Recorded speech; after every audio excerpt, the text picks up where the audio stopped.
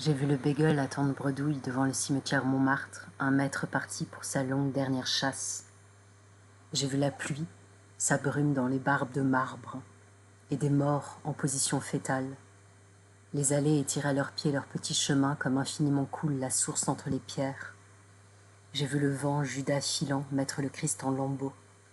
Pourquoi on dirait toujours un peu que les chats des cimetières veulent nous emmener vers une tombe bien en particulier?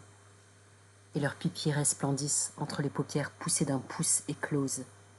J'aurais pu pleurer de la bravade naïve du moulinet à vent, plein coloré vivant, à gaiement s'ébattre en rond, là où tout repose. J'ai suivi un ultime chat, insolent perçant entre les tombes de gouttières.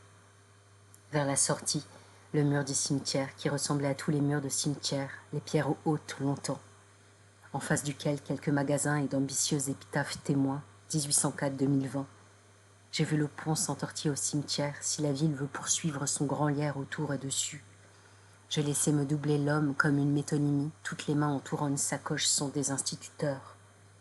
J'ai vu dans le square Carpeau le kiosque arranger son octogonal abri, comme a dû resplendir pour Marie, la femme marchant enceinte, marchant longtemps, l'étable au loin. Et vu la cascade lisse d'un toboggan. Si tous les bouts de canne s'enfonçant au sable sont des extrémités d'aventure. Et puis la place Clichy, les huîtres rouges du Vépler, coquilles chair et eau, et la nacre comme preuve que vivante. J'ai vu le journal mis en commun pour les clients, comme ceux enfilés au baguet des bibliothèques qui donnent au petit jour gris des pages de grands airs d'ahuris samouraï. J'ai vu les coquillages des tambours de la laverie des dames et dedans la perle oubliée d'un bouton d'habit. Et vu à la bibliothèque Batignolles les livres chacun aidé l'autre à rester debout comme aux heures de pointe métropolitaines.